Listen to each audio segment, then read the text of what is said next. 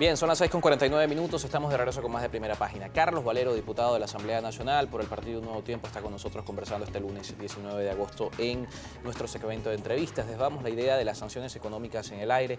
Tenía que ver la pregunta con respecto a cómo venderle al venezolano que las sanciones son un mecanismo de presión. Primero entendiendo algo, que las sanciones económicas se han aplicado en países como Cuba, Corea del Norte, Siria, y son gobiernos que aún se mantienen en el poder. Sí.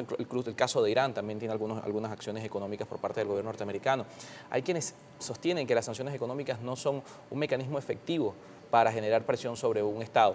Eso por una parte. Y segundo, decía Juan Guaidó, y entro con el respaldo de la oposición a las medidas económicas de Estados Unidos, decía Juan Guaidó, que salga Maduro e inmediatamente se levantan las sanciones. Hay un respaldo a esta acción que genera una consecuencia directa en la población venezolana. Bueno, yo te comentaba, lo primero es que durante todo el periodo en que estuvo gobernando el expresidente Chávez, no hubo ningún tipo de sanción. Para ser absolutamente francos, hubo una orden ejecutiva de Barack Obama que nunca tuvo ninguna consecuencia práctica, fue como una especie de alerta.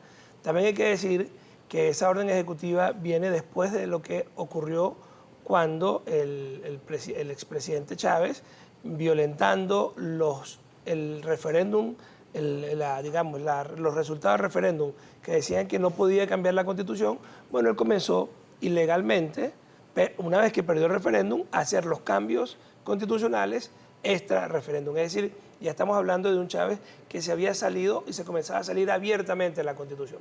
Pero nunca hubo una aplicación práctica. Con Maduro, ¿qué ocurre?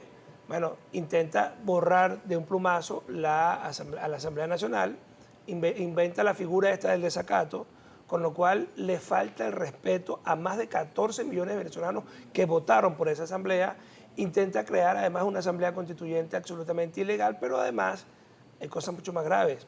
El informe de la alta comisionada Michelle Bachelet establece que en Venezuela hay una violación masiva de derechos humanos desde el poder. Pero ese mismo informe también plantea su preocupación por las sanciones. No, sí, claro. Entonces, es que yo no estoy diciendo que las sanciones sean una situación normal. Yo estoy diciendo que de dónde surgieron las sanciones. Y esto es más o menos el ejemplo siguiente. Tú agarras a un señor que ha cometido 600 delitos y de repente dicen, bueno, pero este pobre hombre lo encerraron y le dieron cadena perpetua y lo están condenando, pobrecito. Bueno, efectivamente, cada acción genera una reacción. Lo que está ocurriendo es que estos señores que siguen hoy en Miraflores han llevado al país a un extremo terrible y la comunidad internacional ha reaccionado. Las consecuencias, por supuesto, que las consecuencias son terribles para la población, por eso nosotros hemos insistido muchísimo desde el primer día en que acá debe permitirse el ingreso masivo de ayuda humanitaria. Lo hemos permitido, lo hemos dicho y lo repetimos. Aplaudimos la iniciativa de Naciones Unidas cuando habla de un plan hasta el final de año de 232 millones de dólares para paliar la ayuda humanitaria y atender a unos 6.6 millones de venezolanos aproximadamente. Pero también el país tiene que entender que estos señores, Maduro y su grupo, no hace absolutamente nada porque se reviertan las sanciones. Nada. Mira, no regresan, no retornan derechos, primero. No respetan el diálogo o la negociación que se está generando en Oslo. Nosotros como sociedad deberíamos todos estar empujando de manera con mucha convicción y con mucha fuerza una solución política, porque aquí nadie quiere guerra, nadie. Mira, decía Platón una frase muy bella, o por lo menos muy fuerte, solo los muertos han visto el final de la guerra. Ninguno de nosotros está hablando de eso, pero del lado de Miraflores se habla de acuerdos con los rusos, vienen unos supuestamente barcos rusos, supuestamente hay unos contratistas, en fin, hay toda una retórica que nos lleva hacia una confrontación y también hay una retórica contra las sanciones, pero no hay ninguna acción concreta para que se levante. Pero ¿cómo venderle al país que para salir de una crisis y de una situación crítica vamos a pasar por algo mucho más crítico generado por... O sea, ¿cómo entenderle al venezolano la idea de que para superar una crisis vamos a ir mucho más allá en la crisis con las sanciones? Es que el problema, eso no está en nuestras manos. Es decir, lo que está en nuestras manos, por ejemplo, es que estos señores se tomaran muy en serio el llamado Oye, revisé la última encuesta de Data-Análisis y más del 65% del país espera y aspira a que haya una solución política.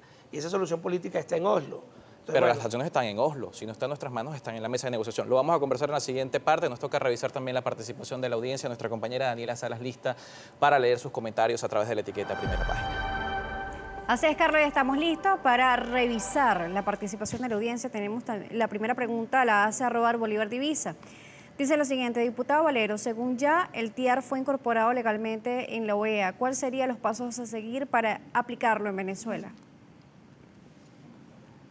Bueno, con relación al TIAR, nosotros básicamente lo que hemos hecho es regresar al sistema interamericano.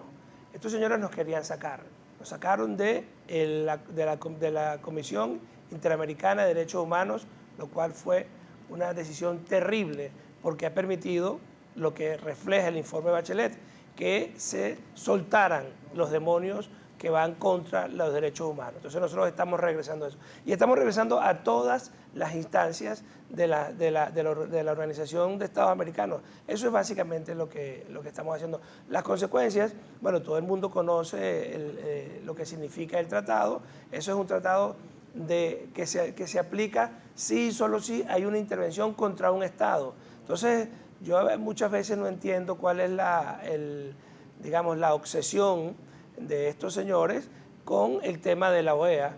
Y bueno, básicamente, probablemente esa obsesión se deba a que en la OEA se le hacen exigencias permanentes a que se respeten la democracia, a que se respete el Estado de Derecho, la Constitución, y a que se busque una solución política a esta enorme crisis.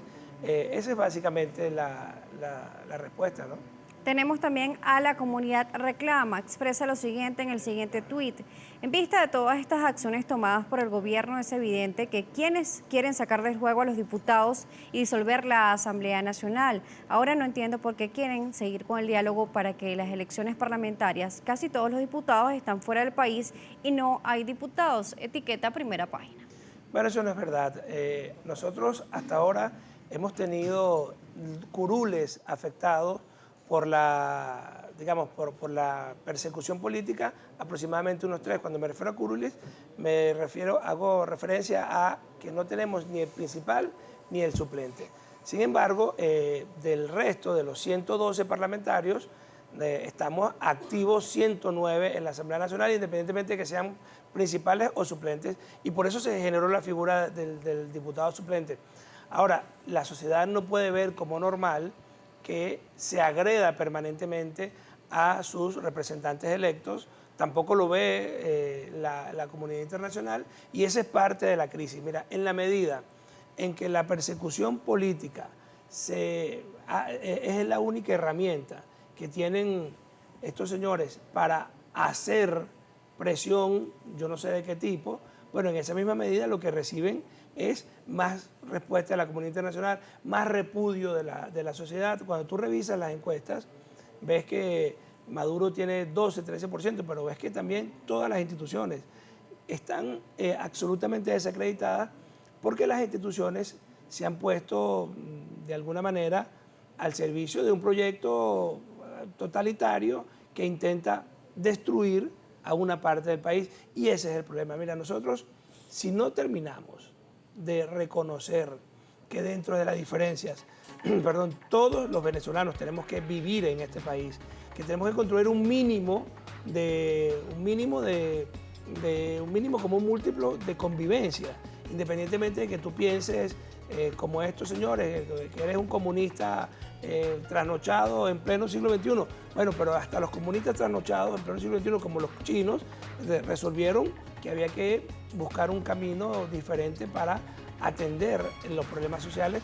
Bueno, estos no, a que estos parecieran que estuviesen, no sé, en 1917, en plena Revolución Rusa, expropiando, acabando con los medios de producción privados, asumiendo que el Estado es el dueño de todo.